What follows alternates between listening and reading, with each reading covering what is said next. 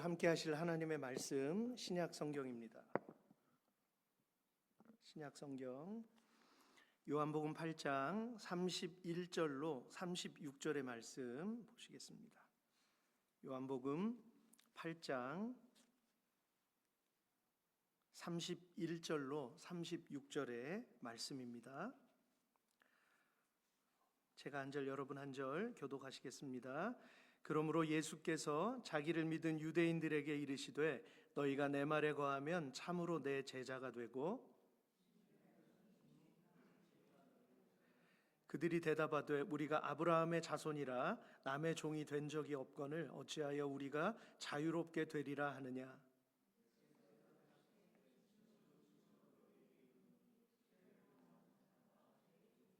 종은 영원히 집에 거하지 못하되 아들은 영원히 거하나니.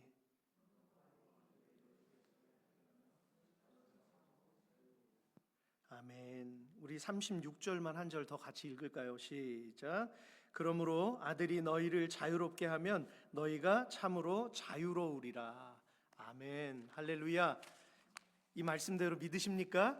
네, 예수 그리스도께서 저와 여러분들을 자유케 하면 우리는 아까 기도자분 기도하신 것처럼 독수리와 같이 날개치며 올라가게 될 줄로 믿습니다. 네, 오늘 함께 읽은 본문을 통해서 진리이신 예수라는 제목으로 주의 뜻을 나누겠습니다. 19세기 중반 미국의 바프티스트 선교사님들이 인도 동북부의 아삼이라는 지역에 복음을 전했습니다. 그때 이 아삼 지역에 살던 가로라는 부족들이 있었는데요, 그 중에 녹생이라는 한 남자가 복음을 듣고 회심을 합니다. 그래서 거듭나고 그는 거기서 멈추지 않고 자기의 두 아들에게도 복음을 전하고 자기 아내에게도 복음을 전해서 그 한 가족 모두가 기쁨으로 하나님을 찾는 그러한 복된 가정이 되었어요. 자, 그리고 여기에서 멈추지 않고 이 녹생이란 분은 이제 가가호 주변을 돌아다니면서 자기와 가까이 지내는 분들에게도 복음을 계속 전하기 시작합니다. 그래서 한 사람 두 사람 회심을 하기 시작해요. 성령의 역사잖아요. 그런데 우리가 성령의 역사가 있을 때는 또 어둠의 영이 늘 같이 공격을 하지 않습니까? 그 마을 촌장이 곰곰이 생각하면서 바라보니까 자꾸만 사람들이 자신들의 토속신을 버리고 엉뚱한 데로 가서 모이고 또 이상한 행동들을 한다는 이야기죠. 그것을 보고 분노했습니다. 그래서 이 촌장이 어느 날 마을 사람들을 다 모아놓고 이 녹생 이 한 가족을 그 앞에 세웁니다. 그리고 거기서 결심을 하게 만들어요. 당신이 만약에 예수 그리스도를 부인하면 내가 이 가족들을 살려두겠다라고 이야기를 합니다. 근데 이 촌장 앞에서도 이 녹생은 오히려 성령께서 주시는 감동을 가지고 자신의 믿음을 선포합니다. I have decided to follow Jesus. No turning back, no turning back. 나는 절대로 돌아서지 않겠습니다. 주님 뜻대로 살겠습니다 라고 고백을 합니다. 이 녹생의 단호한 거절에 격분했어요. 화가 머리끝까지 올라서 궁수들에게 명해서 두 아들을 향해 화살을 쏘게 합니다. 그래서 아버지가 보는 앞에서 두 아들이 순교를 당해요. 그리고 나서 자, 이제 내 아내밖에 안 남았는데 네가 만약 지금이라도 돌이킨다면, 우리 토속 신을 받아들인다면 내가 아내만큼 살려주겠다 그랬는데 거기서도 거절을 하죠. 그리고 이렇게 이야기합니다. Though none go with me, still I will follow. No turning back, no turning back. 세상 사람들이 나를 몰라줘도 나는 절대로 뒤돌아서지 않겠습니다. 지금 제가 한글로 한 건 의역인데요, 여러분 잘 아시는 복음성가 있지 않습니까? 주님 뜻대로 살기로 했네. 그 고백이 바로 이 고백인 것입니다. 녹생의 아내조차도 또 화살을 맞아서 죽습니다. 이렇게 두 아들과 자기 아내마저 순교를 하죠. 대단한 믿음 아닙니까? 근데 아버지의 입장에서 생각해 보면 많이 흔들릴 것 같아요. 제가 아버지니까 많이 흔들릴 것 같은데 성령께서 그를 붙들어 주시니까 그가 끝까지 주님을 부인하지 않는 모습을 봅니다. The cross before me, the world behind me, no turning back, no turning back. 이렇게 고백을 해요. 세상 등지고 나는 십자가를 바라봅니다. 절대로 돌아서지 않겠습니다. 비록 이 녹생의 가족들은 믿음을 지키고 비참하게 세상을 떠났지만 이 잔혹한 처형을 목격한 명령한 사람이 누굽니까? 촌장이잖아요. 그런데 하나님이 촌장의 마음을 움켜쥐셨어요. 그래서 도대체 2000년 전에 그것도 저 먼 곳에서 떨어져 살았던 이 한 남자가 무엇이길래 그 사람 때문에 이 가족이 이렇게 희생을 감수하고서라도 한 길로 걸어가는가? 하나님은 혹시 살아계신 것 아닌가? 이 고민을 가지고 그가 복음을 접하고 급기야는 이 사람이 회심을 합니다. 그러니까 이 원주민들이나 이런 지역에서는 추장이나 이 촌장이 회심을 하면 그 영향력이 굉장하잖아요. 이 사람을 통해서 수많은 사람들이 회심을 하는 그러한 역사가 일어나게 되는 것이죠. 그 마을에 놀라운 부흥이 일어납니다. 주님께서 말씀하셨듯이 한 알의 밀알이 땅에 떨어져 썩으면 어떻게 됩니까? 수많은 열매가 자라난다고 말씀하시잖아요. 여러분, 놀라운 부흥이 일어났어요. 이 순교자의 고백들은 인도인들의 찬송가로 만들어졌습니다. 여러분, 지금 인도의 한켠에 굉장한 부흥이 일어나고 있는 것 아세요? 수만 명이 모여서 그 커다란 건물에서 손을 들고 찬양을 합니다. 상상이 안 가잖아요, 여러분. 그죠? 근데 그 말도 못하게 우상이 많아요. 수십만 개예요. 코끼리까지 섬기잖아요. 그죠? 근데 그런 곳에 두 손을 들고 예수 그리스도를 찬양하는 이들이 굉장히 많아지고 있다라고 하는 사실이에요. 이미 오래전부터 펀잡 지방, 펀잡이라는 곳이 있어요. 펀잡 지방에선 예수를 믿는 이들이 굉장히 많았습니다. 지금 그들은 인구가 많기 때문에 뭐 그리스도인의 숫자가 세 발에 피겠지만, 그러나 수천 명, 아니 수천만 명이 하나님을 찾고 있다는 것, 여러분 꼭 기억하시길 바랍니다. 찬송가로 만들어졌는데 이 곡은 훗날 사두 썬다싱이라는 분, 인도의 성자라고 일컬어지는 그 유명한 그리스도인이 있어요. 그분의 입술을 통해서 곡이 계속해서 전해졌습니다. 그래서 오늘 우리에게까지 주님 뜻대로 살기로 했네. 여러분 나중에 한번 집에 가서 들어보세요. 우리 할머님 때부터 부모님 세대로 이어져서 그 찬양이 아직까지 우리 기억에서 사라지지 않고 있습니다. 예수님께서는 자기를 믿은 유대인들에게 분명히 말씀하셨어요. 오늘 본문에 보면 너희가 내 말에 거하면 참으로 내 제자가 되고 진리를 알지니 진리가 너희를 자유케 하리라. 아멘. 성도 여러분, 하나님께서 당신의 형상으로 우리를 만드시고 free will, 자유의지를 주셨어요. 이것은 제가 전에 주보에 올렸던 소요리 문답 10번째 질문에 나와 있는데요, 하나님께서 인간을 어떻게 지으셨는가? 이 물음의 답은요, 하나님께서는 인간을 지식과 의로움과 거룩함을 가지고 창조하셨으며 하나님의 법을 지킬 수 있는 능력을 주셨지만 변할 수 있는 자유도 주셨다. 하나님의 선한 의지를 따라가고 순종하는 의지도 주셨지만 그에 반하는 자유까지도 하나님은 허락하셨다는 거예요. 궁금하잖아요. 왜 그렇게까지 하셨는지. 자, 그런 위대한 자유의지를 가지고 인간이 선택한 것은 근데 무엇입니까? 죄를 선택했어요. 불순종했어요. 에덴의 중앙에 있는 그 나무의 열매, 다른 건 다 먹어도 되는데 그것만 먹지 말라고 했는데, 참으로 인간의 이 자유의지는, 이 호기심이라는 것이 너무나 강력하게 역사를 하는 거예요. 그래서 그 하나만 피하면 되는데 굳이 그걸 따먹어 가지고 온 인류가 이렇게 죄의 속성이 계속 전가돼서 온 지구상을 뒤덮고 있지 않습니까? 여러분, 세상이 잘 사라질 것 같았어요. 이 세상이 전쟁이 없는 평화가 영원히 지속될 것만 같았잖아요. 그죠? 근데 코로나 기간에 수년 전부터 계속 전쟁이 터지고, 이쪽에서 전쟁이 멈출 것 같으면 또 이쪽에서 터지고, 이쪽에서 테러가 일어나고, 이쪽에서 피켓을 들고 막 군중들이 일어나고, 이 지구상이 온통 이 사상적인 걸로, 그 다음에 여러 가지 이 경제적인 아픔 때문에 사람들이 고통하고 있는 이러한 모습을 볼 수 있습니다. 여기에서 질문을 갖잖아요, 사람들이. 그러면 어떤 사람들은 이렇게 불평하는데 왜 죄를 범할 수 있는 자유를 주셔서 굳이 겪지 않아도 될 고통을 겪게 하십니까? 라는 반문이에요. 사람들이 그런 질문을 많이 합니다.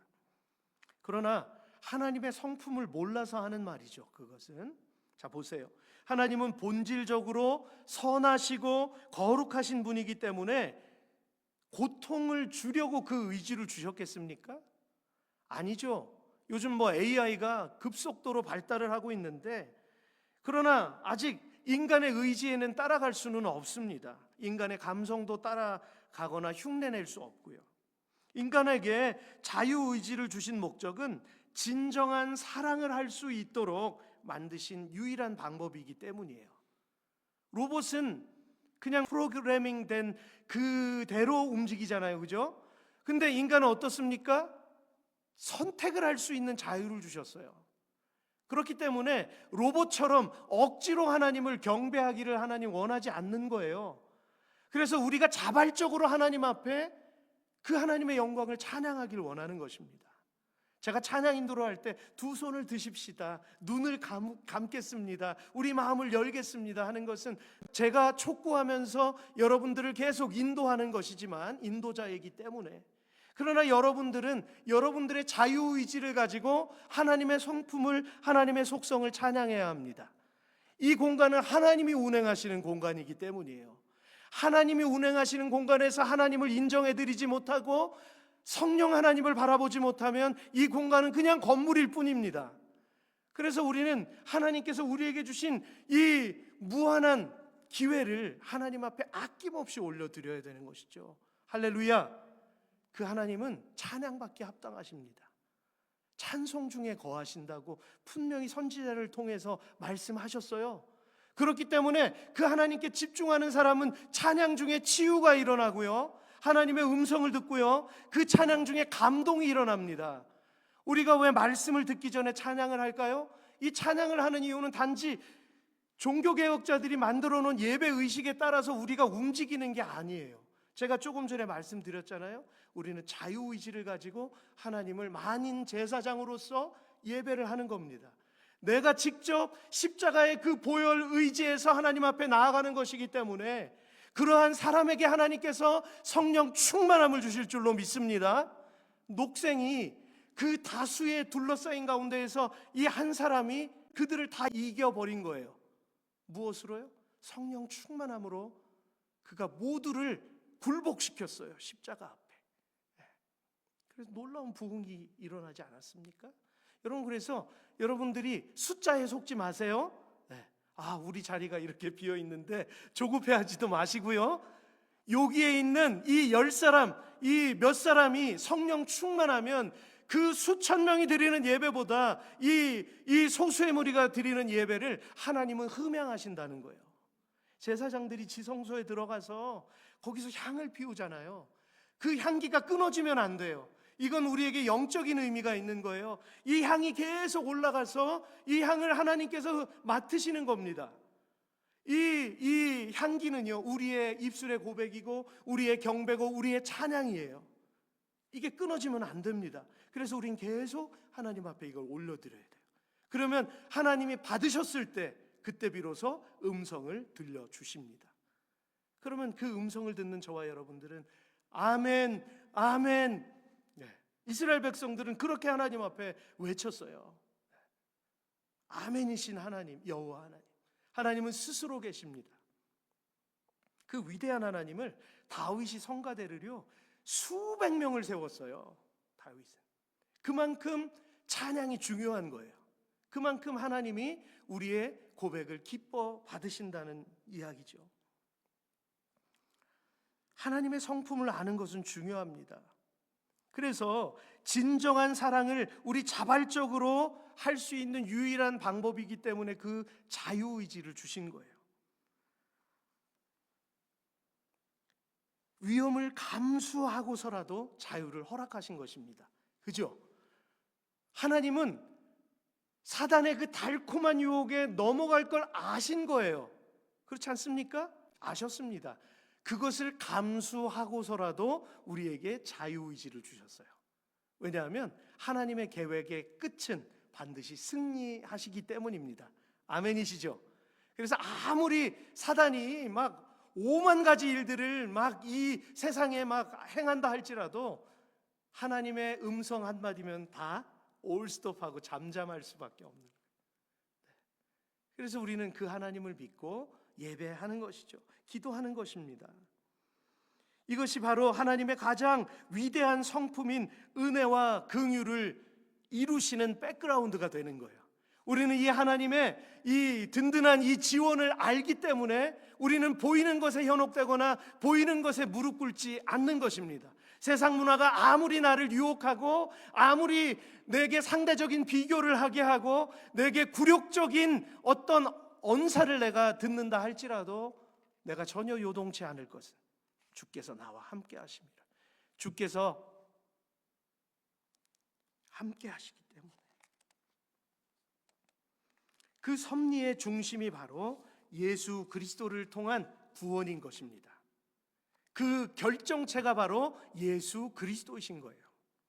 그러니 사단은 얼마나 악한 존재입니까? 하나님의 그 영원하신 사랑의 성품을 이용하는 거잖아요. 하나님이 이 정도까지는 아마 손을 안 대실 거야. 막 머리를 굴리면서 교묘하게 간교하게 그 하나님의 영원하신 사랑을 알기 때문에 마치 이 세상이 지금 자기 것인 양 온통 흔들어 놓고 있지 않습니까? 그죠? 세상의 사상으로, 철학으로, 물질로. 이미 제가 한 30여 년 전에 신학을 할 때부터요, 교수님들로부터 교육을 받았던 것이 세상의 문화가 이미 미국 교회에 침투해 있습니다. 그래서 하나님의 십자가 말고 다른 것이 계속해서 세워지고 있습니다. 이미 그때부터 저는 그렇게 교육을 받았고요. 근데 지금 그 실체들이 이제는 공공연히 수면 위로 다 드러나고 있는 그런 세상을 우리는 살아가고 있다라고 하는 것입니다. 그러므로 예수님께서 진리를 알지니 진리가 너희를 자유롭게 하리라 말씀하신 거예요. 진리라는 말은 헬라어로 아레데이아라는 말이거든요. 이것은요, 숨겨지지 않은 것, 드러나지 않은 실체, 이것이 바로 진리입니다. 드러나지 않은 것. 그래서 예수 그리스도의 말씀은 비밀이라고 하잖아요. 그죠? 뿌연 안개처럼 가리워져 있지만 성령의 눈을 뜬 사람들은 그 예수 그리스도의 비밀을 명확하게 알게 되는 거예요. 그것이 우리 신앙의 목적입니다. 우리가 거듭나면 거기에서 멈추는 게 아니라 우리는 성장의 과정을 거쳐야 되는 거예요. 이것이 성화입니다. 거룩하게 변해가는 것. 처음과 끝이 달라야 돼요. 초신자 때와 지금의 모습과는 달라야 되는 거예요. 하나님이 원하시는 것은 내 성숙한 믿음인 것입니다. 할렐루야. 그래서 그 믿음을 기대하세요. 하나님은 너는 내 자녀이기 때문에 너는 나와 같은 성품이 되어야 한다. 너는 나와 같은 길을 가야 한다. 내 십자가를 져야 한다. 세상은 자꾸 십자가를 버리고 십자가를 부인하고 영광의 길을 그냥 먼저 가려고 하는데 십자가 없이는 영광의 길을 걸어갈 수가 없어. 여러분, 유명한 예화가 있어요. 어느 날 그 해변에 한 사람이 걷고 있습니다. 인생을 회상하는 거예요. 그런데 내가 예수를 믿었던 그 처음 시간부터 주님은 나와 함께 계속 같이 걸어오셨어요. 발자국이, 두 사람의 발자국이 쭉 이어졌는데 어느 순간부터인가 발자국이 내 발자국밖에 없는 거예요. 그래서 예수님께 되물었습니다. 예수님, 저 때는 내가 가장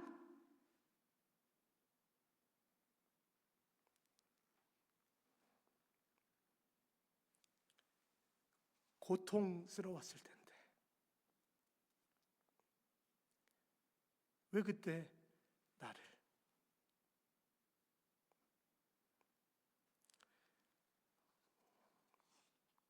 혼자 걷게 하셨습니까? 정말 혼자 걸었을까요? 아니죠.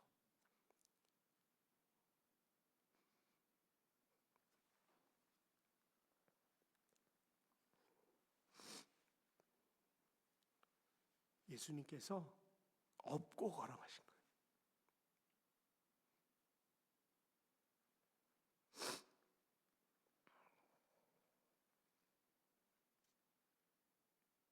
여러분, 주님은 그런 분입니다. 우리가 주님을 알 수 있기까지가 얼마나 쉽지 않은 과정인지 여러분 잘 아실 거예요. 충만할 때는 무엇이든 할 수 있을 것 같아요. 충만할 때는 예수의 이름으로 전부 다 문제를 해결할 수 있을 것 같아요. 그러나 여러분, 인간은 너무나 연약해서 조금만 교만하면 넘어집니다. 그래서 이전에 충만했을 때보다 더 깊은 나락으로 떨어질 때도 있어요. 내 믿음이 이 정도밖에 안 돼?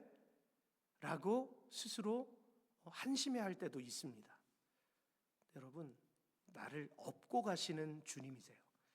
여러분, 지금 고통이라고 생각하시는 것들, 더디다고 여겨지는 것들, 나는 왜 이 정도에서 멈춰 있을 수밖에 없을까라고 생각되어질 때, 그러나 곰곰이 묵상해 보시면 그때가 바로 주님과 만날 수 있는 절호의 기회인 것을 여러분들이 꼭 기억하시기 바랍니다.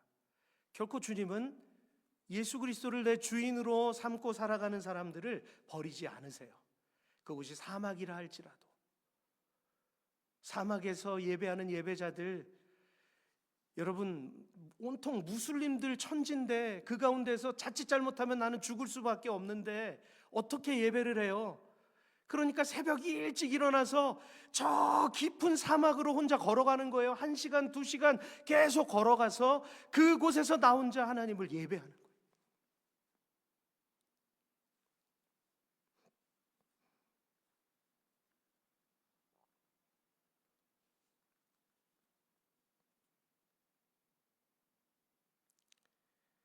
그렇게까지 해서라도 예배를 드려야 될까? 라는 물음을 또 세상 사람들은 묻잖아요. 근데 예수님을 한번 만나면 그렇게 예배 드리지 않고는 견딜 수가 없는 거죠.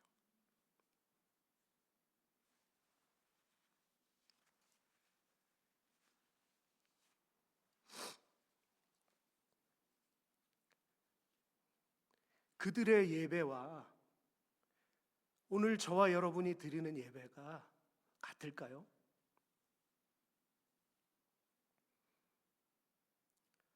저는 그렇게 한번 생각해 보면 제게 많은 도전이 되고 제가 부끄러울 때가 있습니다.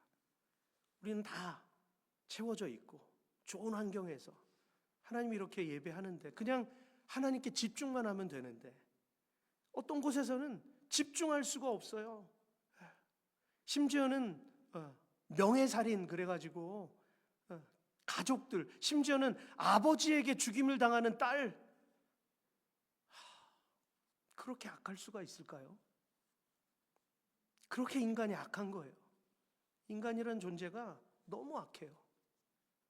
그런데 예수님은 생명이시기 때문에 그럼에도 불구하고 예수님께 예배한다는 거죠. 그러니까 오늘날 이 현대교회가, 우리 한국교회가, 우리 성도들이 의식적으로 예배를 드리면 안 된다는 거예요. 하나님께 종교적으로 하나님께 다가가면 안 된다는 거예요. 익숙함에 젖어서 그냥 그렇게 서면 안 된다는 거예요. 주님은 내 호흡이고 내 생명인 거예요. 내가 지금 이렇게 서 있지만 하나님께서 내 호흡을 끊으시면 나는 그냥 여기 엎으러져서 난 죽을 수밖에 없는 존재거든요. 그 다음은 심판. 하나님 앞에 우리는 하나님께서 분명히 판단하시는 자리가 있습니다.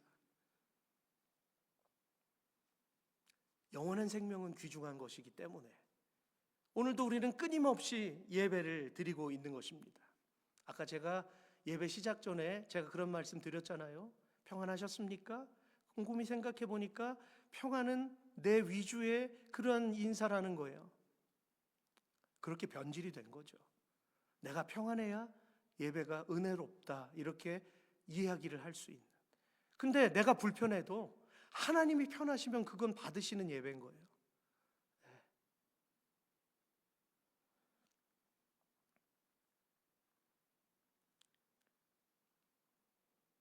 드러난 실체가 예수 그리스도.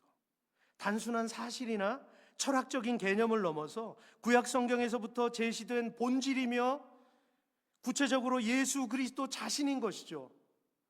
너희가 진리로 자유케 되리라 하신 말씀, 결국 자신을 주님은 말씀하시는 겁니다. 성도 여러분, 우리가 살아가고 있는 이 세상은요, 진리를 말하지 않습니다. 아니, 궁금해하지도 않을 뿐더러 관심도 없어요. 오히려 관심 가진 교회는 왕따 당하는, 오히려 관심을 가진 교회는 이상하게 치부가 될 수밖에 없는, 앞으로 점점 그렇게 변화될 거예요.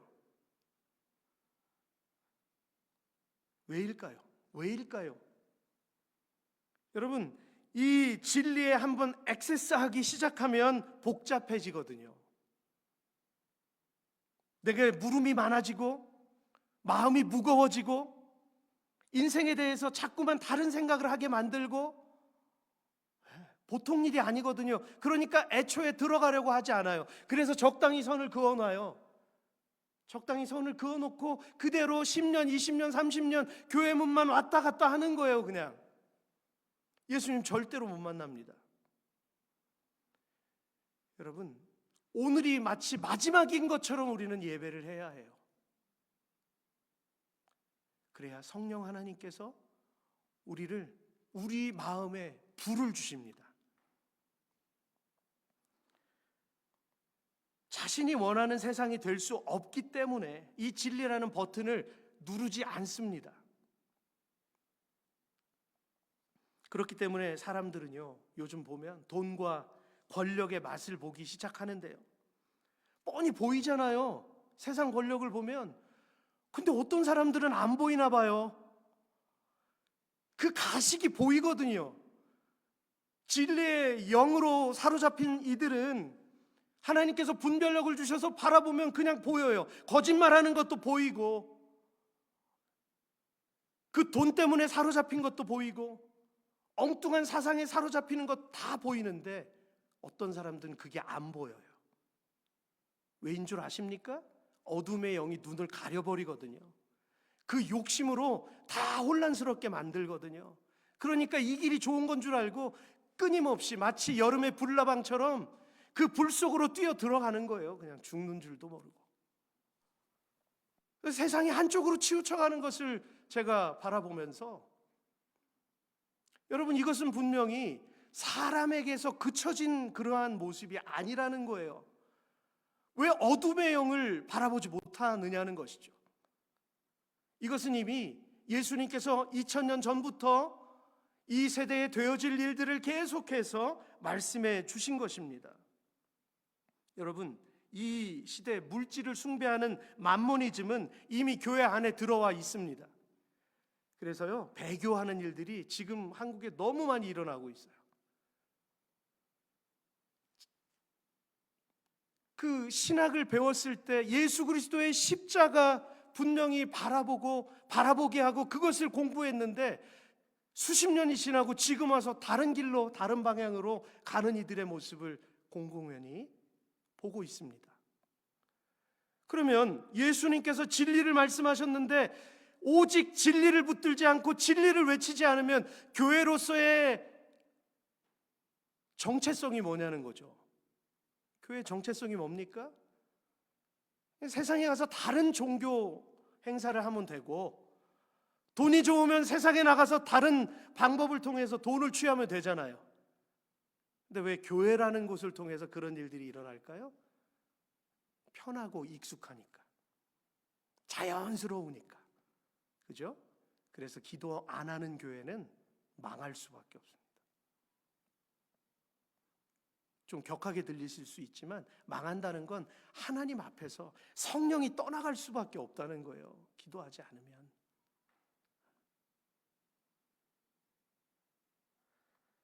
온통 가짜 뉴스와 거짓이 세상의 눈을 가리우고 사람들의 분별력을 흐려놓고 있습니다. 예수 그리스도의 십자가를 가리는 일까지 일어나는데 침묵하고 외면하는 일들이 버젓이 일어나고 있는 실정이에요. 근데 다수가 그 길로 가니까 그것이 진리인 줄 알아요, 사람들은. 근데 다수가 가는 곳이 진리가 아니거든요. 예수님 분명히 말씀하셨습니다. 너희는 좁은 문으로 들어가라. 좁은 문으로 들어가면 길이 협착하고 찾는 이가 적고 많은 사람들이 넓은 길로 갈 건데 너는 무엇을 선택하겠니?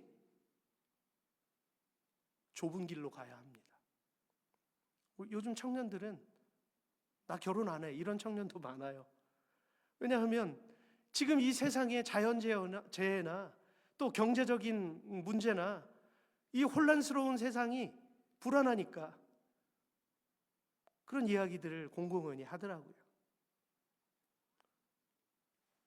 그런데도 믿음 안에 서야 될 사람들이 분별을 하고 달라져야 되고 해야 되는데도 어떻습니까? 그 길을 가기를 주저해요. 제가 왜 이런 말씀을 여러분들한테 드릴까요? 교회가 교회 되기 위해서는 하나님이 하나님 되심을 우리가 찬양하고 그분 앞에 나아가기 위해서는 아예 처음부터 달라야 되지 않을까요? 무던한 싸움과 무던한 기도가 우리에게 필요합니다. 근데 여러분 부담 갖지 마세요. 기도의 분량을 이야기하는 게 아니에요. 하나님은 기도의 분량, 몇 시간씩 하는 거 이것에 대한 관심보다는 초점이 하나님의 하나님의 영광에 맞춰져 있는가, 그걸 하나님이 기대하시는 거예요. 여러분이 하루에 규칙적으로 단 10분만 기도하더라도 그것이 하나님의 진리를 위한 발걸음이라고 한다면 하나님은 여러분들을 붙드십니다. 그래서 건강하게 해주세요. 하나님을 부정하는 사상이나 철학들과 우리의 믿음이 하나가 될 수 있느냐는 것입니다. 오늘 본문 33절을 보시면 유대인들은 예수님의 말씀을 이렇게 반박했습니다. 우리는 아브라함의 후손으로 남의 종이 된 적이 없는데 어째서 당신은 우리가 자유를 얻게 될 것이라고 말하시오. 굉장히 불쾌한 거예요. 바리새인들이나 사두개인들은 불쾌해. 목수의 아들 한낫, 저 가난뱅이의 후손이 지금 우리 앞에 와서 사람들이 조금 쫓아다닌다고 해서 우리가 어떤 사람들인 줄도 모르고 이런 말을 하느냐, 이런 자세인 거예요. 지금 왜 이런 반응이 나타날까요? 그들은 분명 메시아를 기다리던 사람들이었지만 자신들은 존경받는 자신들의 위치나 삶이 너무 좋아서 종교적 의식으로 이제까지 살았을 뿐이지 메시아이신 그리스도를 기대하거나 기다리지 않았다는 것입니다. 누가 성경을 더 많이 알겠어요? 그들은 5살 이전에 모세오경을 줄줄줄 외우는 학습을 하는 사람들인데 메시아에 대해서 누구보다도 잘 알 것 아니겠어요? 그런데 그들은 메시아에 관심이 없었습니다. 우리가 지금 대림절 첫째 주를 맞이하고 있어요. 오신 주님, 크리스마스만 우리가 기념하는 것이 아닙니다. 더 중요한 것은 장차 재림하실 예수 그리스도를 고대하는 절기인 거예요. 그래서 이 시간은 우리에게, 저와 여러분들이 마음을 추스리고 다시 새롭게 할 수 있는 그러한 기회다라고 하는 것 잊지 마시기 바랍니다. 최근에 어떤 목사님께서 설교 중에 그러시더라고요. 어째서 이 시대에 어떤 목회자들입니다. 어떤 목회자들과 그리스도인들은 예수님의 재림에 대해서 경기를 하고 거부 반응을 일으킬까? 성경에서 분명히 말씀하시는 건데 다른 건 좋아하면서 왜 유독 그 이야기를 하면 거부 반응을 일으키는가라고 할 때 아주 명쾌한 답을 다시는 것을 보았어요. 세상이 좋으니까. 주님보다 세상이 좋으니까 주님이 필요 없는 거죠. 너무 부담스러운 거죠. 그리고 준비가 안 된 거죠, 사실은. 불명확한 거죠. 아직 성경을 다 모르는 거죠. 약속을 믿지 않는 겁니다. 그러니까 자꾸만 그 문제는 뒤로 자꾸 제쳐놓는 거예요. 근데 여러분, 지식을 얼마만큼 많이 안다고 해서 그것이 온전히 예수 그리스도를 믿는 것은 아닙니다. 단 한 말씀이라도 그것이 주님의 말씀임을 명확하게 신뢰하고 믿고 따라가는 것을 우리 주님은 원하세요. 세상이 좋으니까. 혹시 여러분 사시면서 예수님보다 혹시 좋아하는 것 있습니까? 여러분 각자에게 이 질문을 가지고 여러분들이 한 주를 보내시기를 바랍니다.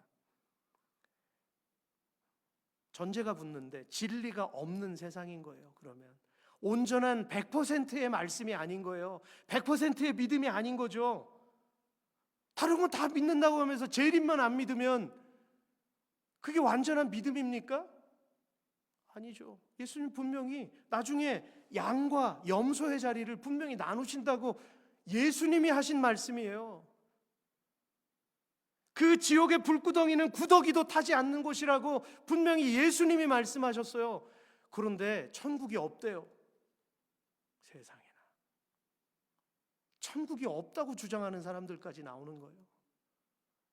이 땅이 새롭게 되는 거예요. 이 땅이. 그러니까 이 땅에서 우리가 평화를 이루면서 살자는 거예요. 그러니까 제가 몇 주째 강조하는 게 그거 아닙니까? 이 땅에서 평화를 이루려면 연합하는 거죠. 진리가 없는 연합이 계속 일어나는 거예요. 지금 종교 간의 대화 고상하잖아요.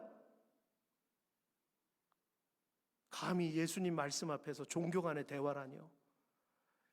예수님은 내가 곧 길이요 진리요 생명이니 누구든지 나로 말미암지 않고는 아버지께로 올 자가 없느니라 말씀하셨어요. 예수님의 말씀을 뒤엎는 거죠. 그랬기 때문에 우리 신앙의 선조들이 순교를 택한 거예요. 주기철 목사님이 못 위를 왜 굳이 걸어가요? 다른 사람들은 배교의 길로 가고 이건 국가 행사야 종교 행사가 아니라 예절이야. 그리고 신사를 참배해요. 많은 교회가. 그러면 그 다수가 맞다라고 한다면 주기철 목사님이나 손양원 목사님 같은 분들은 손가락질 받아야 되죠. 그렇지 않겠어요? 이쪽이 다수가 옳은 길을 선택했다면 이 사람들은 잘못된 길을 걸어간 거예요.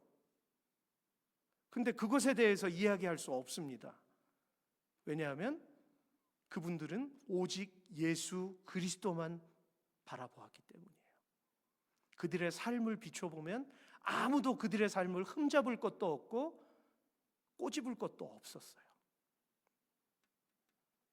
여러분, 점점 세상은 계속 자연스럽게 스며들듯이 우리의 신앙을 무너뜨려 가고 있습니다.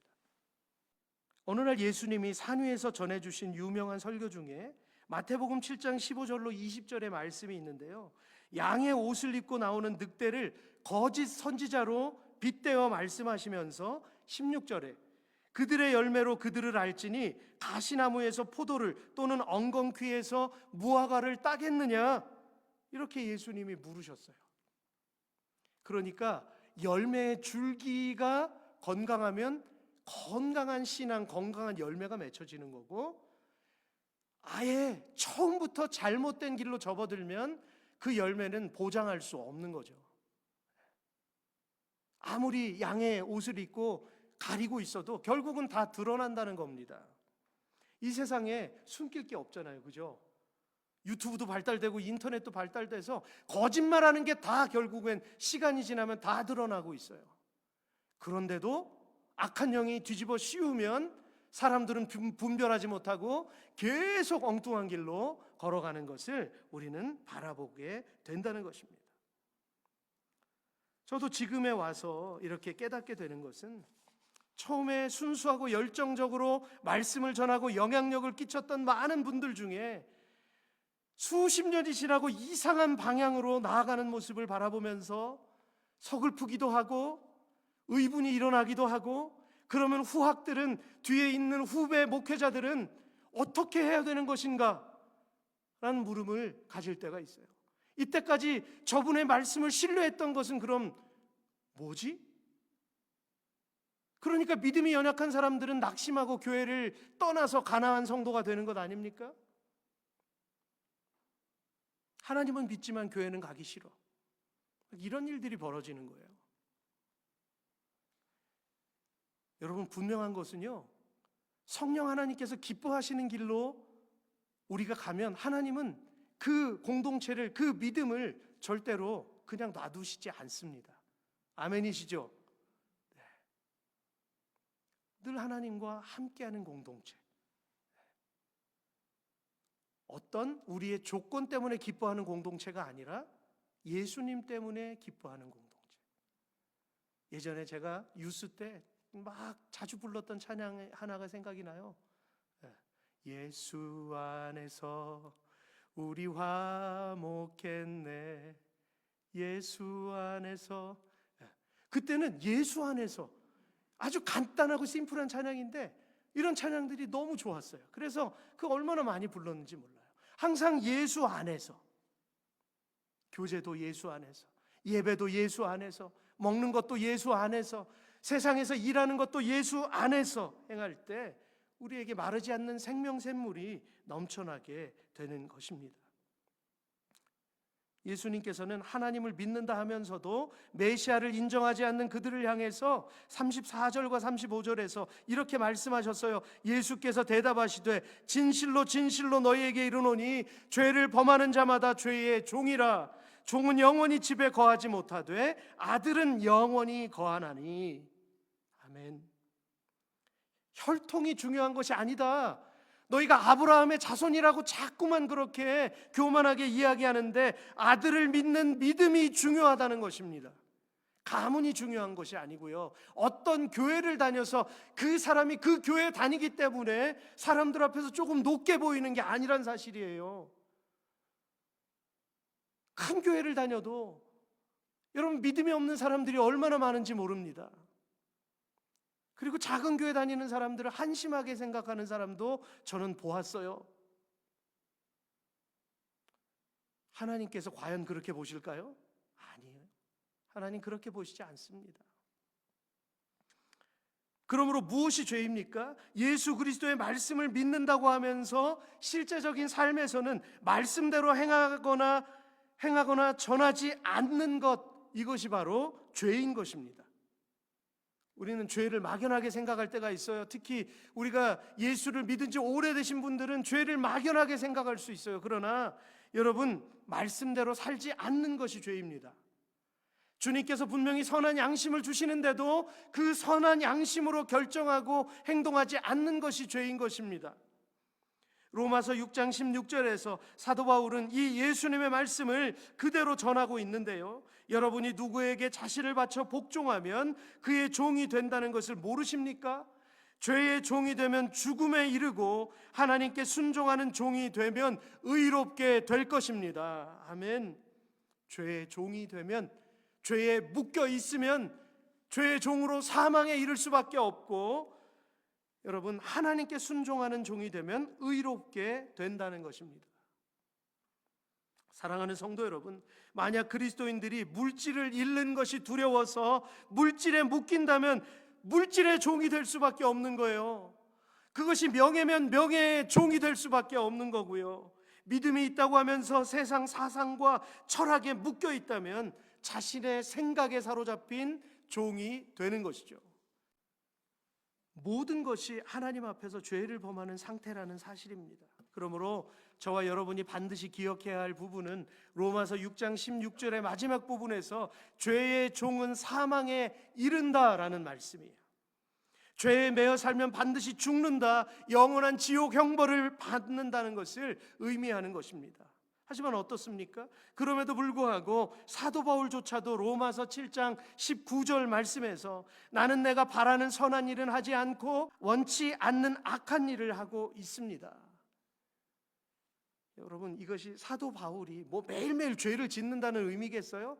그 의미가 아니라 죄의 본성을 가진 우리 인간들 모두가 선한 일보다는 자꾸만 악한 일에 치중하게 된다. 그것을 지금 강조하고 있는 것이죠. 우리가 가진 죄성을 폭로하고 있는 것입니다. 그러나 그럼에도 불구하고 사도 바울에게 소망이 있었던 것은 무엇입니까? 바로 예수 그리스도를 믿음으로 시작되는 구원이 있었기 때문에 25절에서 나는 하나님께 감사한다, 주 예수 그리스도께 감사한다고 이렇게 고백하고 있습니다. 말씀을 마무리하겠습니다. 진리를 알지니 진리가 너희를 자유롭게 하리라 라는 말씀을 해석하는 그 중요한 단어가 36절의 말씀에서 강조하고 있는 아들이라는 말입니다. 결국 32절과 이 36절은 같은 말씀이에요. 진리가 아들입니다. 그러므로 아들이 너희를 자유롭게 하면 너희가 참으로 자유로우리라. 아멘.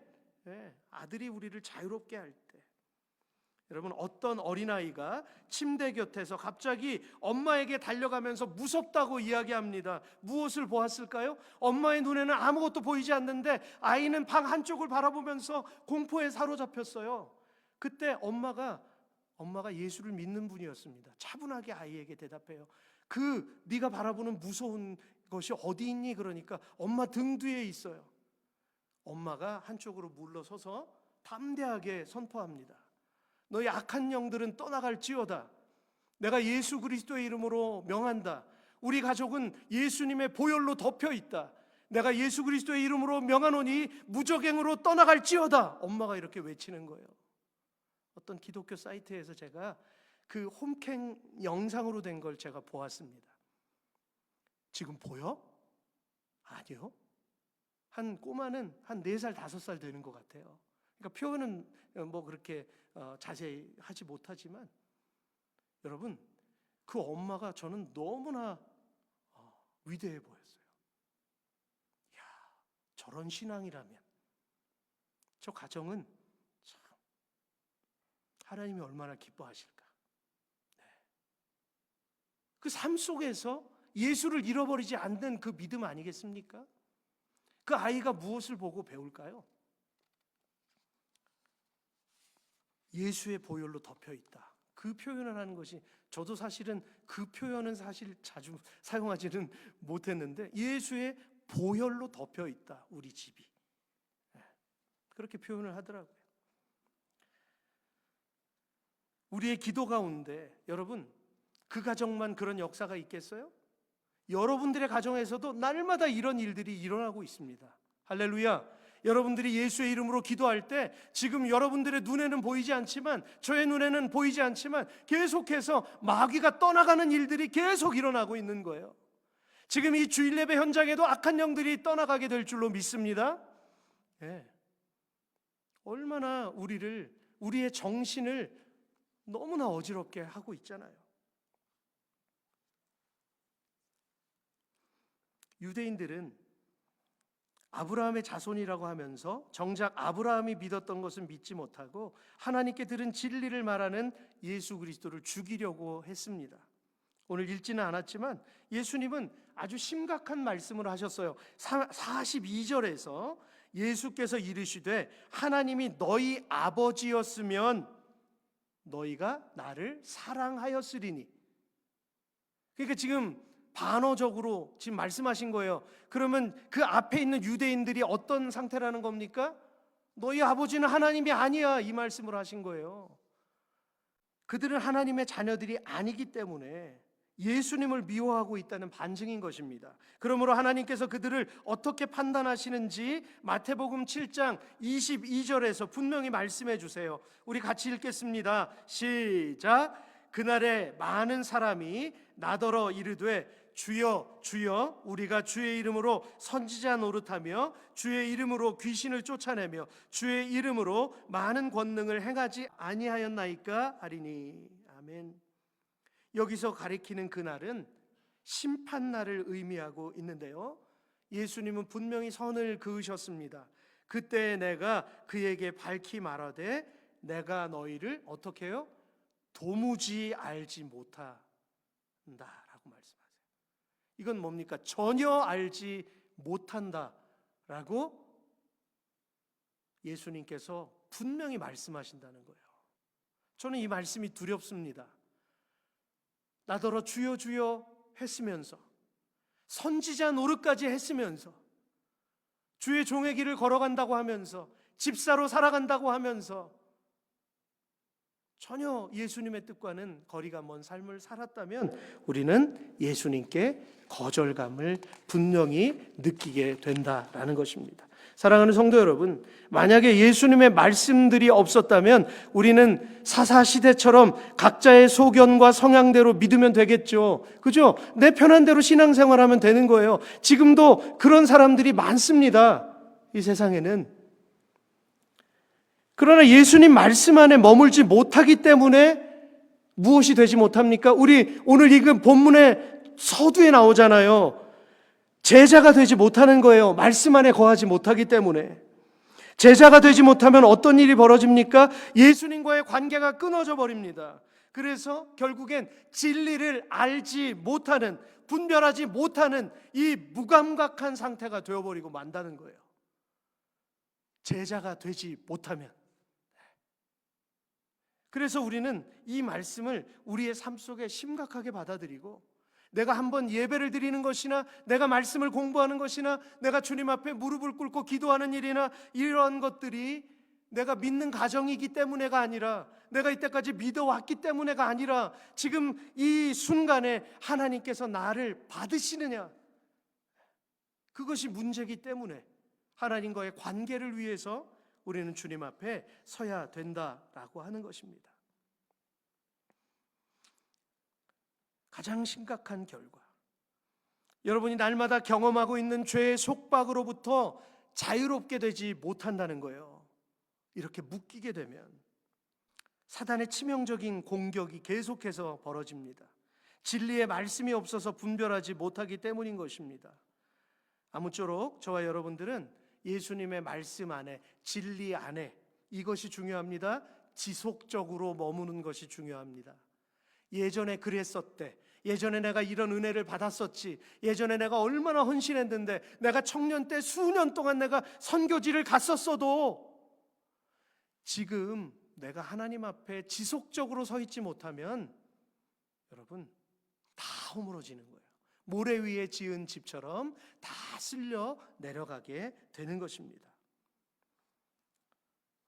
우리 자신이 말씀을 이용하는 것이 아니라 말씀이 우리를 이끌어 가시는 삶이 되실 수 있기를 주의 이름으로 축복합니다. 우리가 말씀을 이용하는 것이 아닙니다. 우리가 말씀을 따라가는 것입니다. 여러분, 이 말씀 꼭 기억하시고 한 주간 주님과 동행하실 수 있기를 축복합니다.